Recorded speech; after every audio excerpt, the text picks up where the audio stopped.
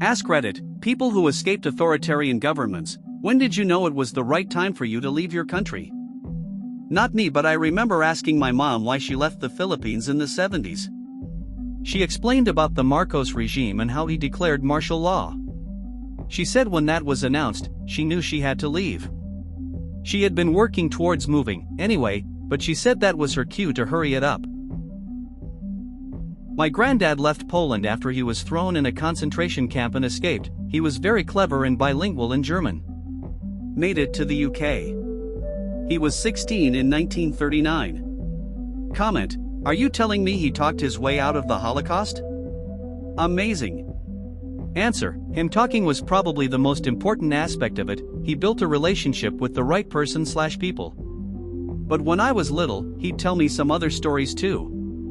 The one I remember best was about a German soldier on the opposite bank of a river they needed to cross. He was either dead already or he killed him. Later on, they came across a river again. His companion was sure it was a different river.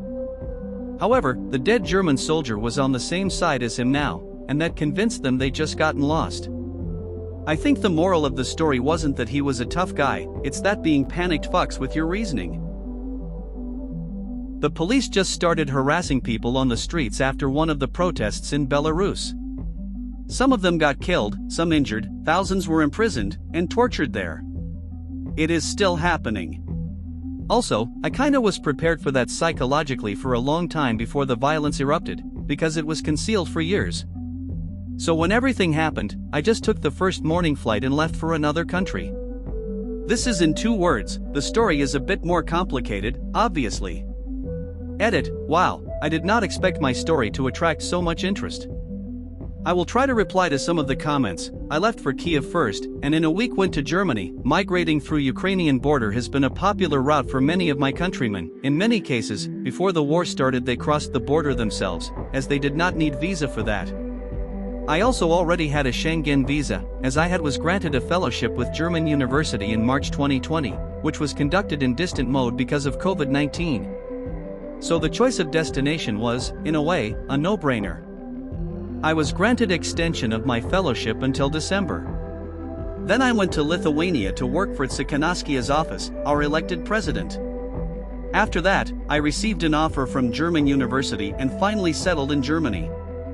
Then I brought my family here as well, which was also a story in itself, as the border was closed when the Belarusian regime forcefully landed the plane with Pratasevich. When I went to the market and found nothing at all but bones. When I was pointed at with a gun to my face to be robbed for the umpteenth time. When one of my neighbors got shot, hearing his relatives screaming. When kids died around me in protests. When we got tear-gassed and shot at by the National Guards. When the dictator was dancing salsa in mandatory national transmission while he celebrated the death of protesters. I left Venezuela in 2016 and it still fucking hurts. When they arrested members of the opposition party for holding a primary. When police stormed and shut down headquarters of the only newspaper still critical of the government. When non-violent protesters were given longer sentences than violent convicts for having posters in their backpacks. When the heads of government were one by one replaced by toads with neither qualifications nor experience, purely based on their ass-kissing rhetoric. When they start passing legislation that you know will hurt people, and they don't care. When an extra panel of judges were suddenly appointed above the Supreme Court, with final decision on interpreting the law. When caring about it makes you lose sleep and starts to affect your work quality. It was never one thing, but you just see it getting worse and worse step by step, and you make a judgment call.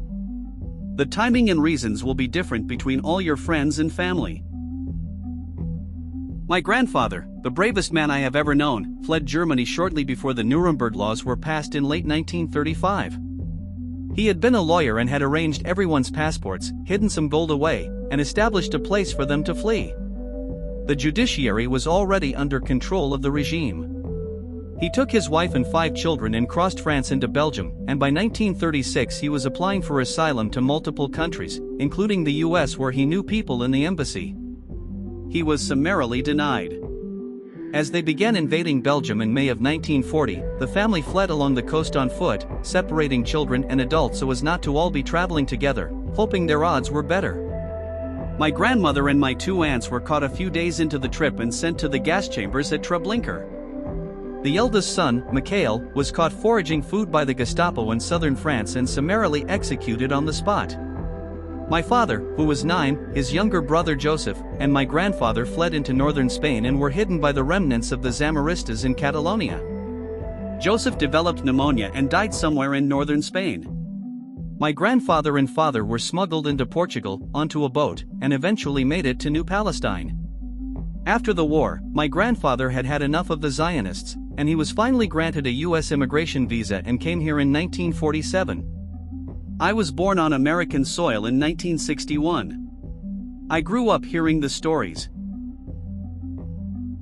We left Poland after a drunk cop crashed into the firetruck my dad was responding into a fire. The cop and his friends tried to get my dad to take the blame. They'd harass him, even started turning up to my grandmother's house with warnings that unless he took the blame, things would get worse. My granddad was still alive at the time and he told my folks to leave as the police wouldn't stop. My parents ended up leaving for German first, then both the kids ended up settling in Australia and haven't really looked back. I was born in USSR, watched it collapse when I was 7. Getting out for me was never a question when it's right but when I'm able.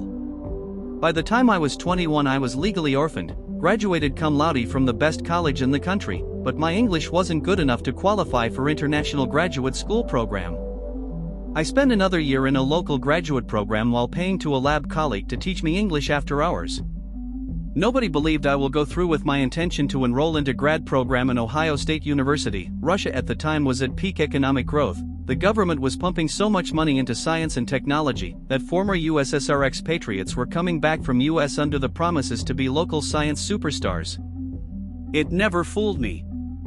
It was very clear that those programs were purely for decorum and the processes were not meant to be fair or merit-based. Everybody was telling me what a fool I was to leave clean and beautiful Moscow metropolis for Midwest. I landed in Columbus, Ohio in 2006 with $300, never came back. 15 years later, when the first bombs were dropped on Ukraine, panic settled in. My friends abandoned their businesses, properties and families to get out. My cousin, a male of military age, stayed until the conscription was announced. Due to geographical luck, our town is a few dozen miles from the border. He managed to get a last-minute train ticket and crossed the border to Kazakhstan 3 years ago. Did I foresee the catastrophic relapse into militarized autocracy when I left 2006? No. Upper mobility and economic opportunities in Russia were the best it's ever been in 2006, but it still remained unreachable for 95% of population, myself included. I took no joy in my decision. It was made out of desperation, and if I knew the struggles awaiting me, I doubt I'd have the courage. Imagine how it felt on November 6, 2024, after spending 2 decades getting the coveted US passport, to wake up in the second iteration of Trump country. You think the catastrophic collapse can't happen here? Erosion of civility happens slowly, but the system is crumbling in front of you and way too many people are oblivious to what they are witnessing. 8. Canadian here. I left the US to go back to Canada in 2013 because of the political climate. I lived in Ohio for most of my childhood. When Trump got in the first time, that was confirmation that I made the right call and got out in time. Things have gotten steadily scarier since then, and I am fearful for all my gay and trans siblings who are still south of the border, especially those in red states like Texas, Florida, or Ohio. If Canada follows the US down this authoritarian path and votes in the Conservatives, I don't know where I will be able to go to find safety. Ontario is already hostile enough to trans people as is. This was not me but my mom, right when the Iran-Iraq war ended. The very first day the border restrictions were lifted, my mom hopped on a bus with one bag from Baghdad to Jordan and never went back. It was very hard for her because she never thought she would ever leave, but her whole family was leaving one by one, all heading in different directions when they got the chance. She didn't want to admit it, but she wished she left sooner. Everything from all sectors was deteriorating, from education to city upkeep. The population of certain villages were disappearing without a trace, genocide. She even had a really bad gut feeling that something much worse was going to happen to Iraq, and every sign told her to leave. Her gut feeling ended up right. Even my dad's side realized too. My family is Christian and there are no minority rights in Iraq at the time and even now. In the early 2000s, I forgot the year, 2 of my uncles were kidnapped and brought to mosque and were given 1 week to pack up and leave because they were Christian. The only reason why they didn't kill them was because they saw they had kids, so they spared them. They left as fast as they could and went to Syria. Then boom, the civil war starts and had to leave soon after that, starting a new life in Canada. That's it for today's video. If you enjoyed it, make sure to leave a like, subscribe, and comment down below what you thought about these stories.